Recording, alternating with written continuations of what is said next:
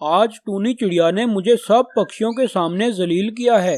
मैंने उससे थोड़ा सा भोजन क्या मांग लिया, वो तो मुझे बातें सुनाना शुरू हो गई। बस अब मैंने फैसला कर लिया है कि मैं आज से खुद मेहनत करके भोजन इकट्ठा किया करूँगा। अरे वाह कालू मियाँ, ये तो आपने बहुत अच्छा सोचा। इस तरह आपको किसी की बातें नहीं सुननी पड़ेंगी। अरे हाँ रानी, मैंने एक और बात सोची है कि मैं खुद से भोजन इकट्ठा करके सभी पक्षियों की दावत करूं। इस तरह सभी पक्षी मेरी इज्जत करेंगे। अरे वाह वाह, आप तो दिन ब दिन सुधरते जा रहे हैं। तुम यहीं बैठो, मैं अभी जाकर सभी पक्षियों को न्योता दे देता हूँ। ये कहकर कालू कौवा वहाँ से चला जाता है और थोड़ी ही देर में वो सब पक्षियों को दावत का न्योता देकर आ जाता है। अरे रानी, मैंने सभी पक्षियों को अपने घर में बुला लिया है। अब मैं जाकर भोजन इकट्ठा करके लाता हूँ। कल सुबह सब पक्षी हमारे घर में आ जाएंगे। ये कहकर कालू कौवा भोजन इकट्ठा करने के लिए चला जाता है। वो सारा दिन खूब मेहनत से भोजन इकट्ठा करता है और शाम को बहुत सारा भोजन लेकर अपने घर आ जाता है। देखो रानी, मैंने जिंदगी में पहली बार इतना ज्यादा भोजन खुद से इकट्ठा किया है। अब रात होने वाली है, हम दोनों सो जाते हैं। कल सुबह जैसे ही पक्षी आएंगे तो हम ये सब कुछ उनको खिला देंगे। तभी थोड़ी देर बाद रात हो जाती है और वो दोनों सो जाते हैं। बबलू कौवा उस जंगल से गुजर रहा था और वो बहुत ज्यादा थका हुआ था। वो आकर कालू कौवे के साथ वाले पेड़ पर बैठ जाता है। मैं तो बहुत ज्यादा थक चुका हूँ और मुझे भूख भी लगी है, पर मैं यहाँ पर रुक नहीं सकता। मुझे अभी बहुत दूर जाना है। अरे वो क्या, कालू कौवे के घोंसले में कितने मजे मजे के फल पड़े हैं और कालू कौवा और रानी कौवी तो सो रहे हैं। मैं ऐसा करता हूँ कि इनके सारे फल चुरा कर ले जाता हूँ। इनको कौन सा पता लगेगा। तभी बबलू कौवा कालू कौवे की फलों वाली टोकरी उठाकर ले जाता है और थोड़ी देर बाद सुबह हो जाती है। अरे रानी, गजब हो गया, रात को कोई हमारे फल चुरा कर ले गया।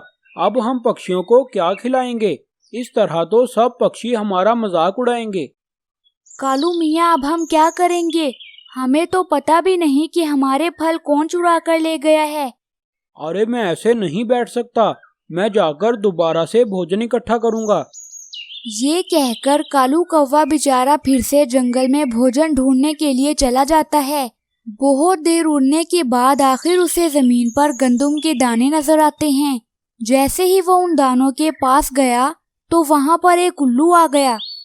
अरे उल्लू मियाँ, ये दाने मेरे हैं, इन्हें पहले मैंने देखा है। मैं जानता हूँ कालू कौवे कि ये दाने तुम्हारे हैं, पर अगर मैं ये दाने लेकर घर नहीं गया तो तुम्हारी भाभी मुझे बहुत मारेगी। अच्छा ठीक है, ये दाने तुम ले जाओ, मैं और तलाश कर लूँगा। तभी कालू कौवा वहाँ से भी चला जाता है। थोड़ी देर उड़ने के बाद उसे जमीन पर कुछ फल नजर आते हैं। जैसे ही वो उन फलों को उठाकर अपने घर की तरफ जाने लगता है, तभी उसे रास्ते में मीनू चिड़िया रोती हुई नजर आती है। क्या हुआ मीनू चिड़िया, तुम रो क्यों रही हो?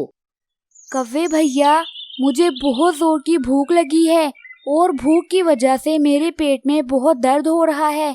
क्या आपके पास कुछ खाने के लिए है? अरे हाँ मीनू चिड़िया, मेरे पास कुछ फल पड़े हैं, ये तुम खा लो, मैं और तलाश कर लूँगा। ये कहकर कालू कौवा वहाँ से चला जाता है। लो भाई कालू कौवे, अब तुम्हारे पास जो फल थे वो भी चले गए, अब पता नहीं क्या होगा। उधर सब पक्षी कालू कौवे के घर में इकट्ठे हो गए थे। क्या हुआ रानी, कहीं कालू कौवा हमें अपने घर पर बुलाकर खुद भाग तो नहीं गया? नहीं, ऐसी बात नहीं है, वो बस आता ही होगा। कालू कौवा उड़ते उड़ते जंगल से काफी दूर निकल जाता है। तभी उसे जमीन पर कुछ गंदम के दाने नजर आते हैं। वो जैसे ही उन दानों के पास गया तो उसने देखा कि वहाँ पर और भी दाने पड़े थे और वो दाने गुफा के अंदर जा रहे थे। अरे ये क्या, ये गुफा के बाहर इतने सारे दाने क्यों पड़े हैं? चलो मैं गुफा के अंदर जाकर देखता हूँ, शायद कोई बहुत बड़ा खजाना मिल जाए। ये कहकर कालू कौवा गुफा के अंदर चला जाता है। वो जैसे ही गुफा के अंदर पहुंचा तो उसने देखा कि वहाँ पर बहुत सारा खाना पड़ा हुआ था।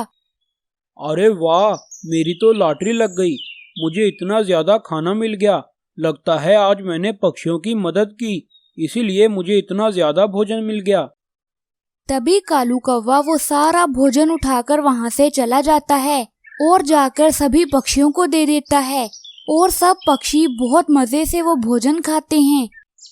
अरे वाह कालू कौवे, तुम तो बहुत मेहनती हो गए हो। सच में आज तो बहुत ज्यादा मजा आया। ये खाना बहुत मजे का था। जंगल में बहुत तेज बर्फबारी हो रही थी और सब पक्षी बहुत परेशान थे। अब यहाँ से जाने का समय आ गया है। हम लोग ज्यादा दिन तक यहाँ पर नहीं रह सकते। अगर कुछ दिन और ज्यादा बर्फबारी होती रही तो हम लोग उड़ भी नहीं पाएंगे। हमें जिंदा रहने के लिए कल ही यहाँ से जाना होगा। क्या टूनी चिड़िया को पता है? हाँ, वो जानती है कि हम लोगों ने यहाँ से जाना है, मगर वो ये नहीं जानती कि हम लोगों ने कल ही जाना है। तो क्या मैं टूनी चिड़िया को बताकर आ जाऊं? नहीं, मैं जाऊंगा। अभी हमने ये फैसला भी तो करना है कि हमने पूरब की तरफ जाना है या पश्चिम की तरफ। ठीक है, तुम जाकर टूनी चिड़िया से मिल लो। हम लोग कल सुबह यहीं पर इकट्ठे होंगे। इस तरह कालू कौवा टूनी चिड़िया की तरफ चला जाता है। टूनी चिड़िया, तुम इतनी उदास क्यों बैठी हो? हम लोग तो हर साल जंगल छोड़कर जाते हैं और फिर कुछ दिनों बाद वापस भी तो आ जाते हैं, तो फिर तुम उदास क्यों बैठी हो? तुम नहीं जानते, पिछले साल मेरी मम्मा मेरे साथ थी, लेकिन इस दफा मैं अकेली रह गई हूँ। जब मेरी मम्मा जिंदा थी तो जीवन बहुत आसान था। हर समय खुशियाँ ही खुशियाँ होती थी। वो कभी भी मुझे दुखी नहीं होने देती थी। ऐसे दिल छोटा ना करो। तुम अपनी मम्मा की तरह ही सियानी हो। तुम में अपनी मम्मा की सारी खूबियां हैं। हम लोग इसीलिए तो तुमसे सलाह करने आते हैं। हमें बताओ कि हमें किस दिशा में जाना चाहिए। जिस भी दिशा में जाएं, सफर तो सफर ही है। जब हमने अपना जंगल छोड़ ही देना है तो फिर दिशा का क्या करना, जिधर मर्जी चले जाएं। मम्मा कहती थी कि तुम जब भी अपना जंगल छोड़कर जाओ तो ये मत सोचो कि वहां जाकर तुम्हें बहुत आसानियां मिलेंगी, बल्कि अपनी सोच को हर समय किसी भी मुश्किल से मुकाबला करने के लिए तैयार रखो।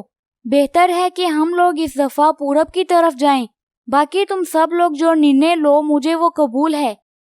नहीं नहीं टूनी चिड़िया, हम लोग पहले तुम्हारी मम्मा की बात सुनते थे और अब हम तुम्हारी बात सुनेंगे। जैसा तुम कहोगी हम लोग वैसा ही करेंगे। तो फिर पूरब ठीक रहेगा। ठीक है टूनी चिड़िया, मैं जाकर बाकी पक्षियों को बता देता हूँ।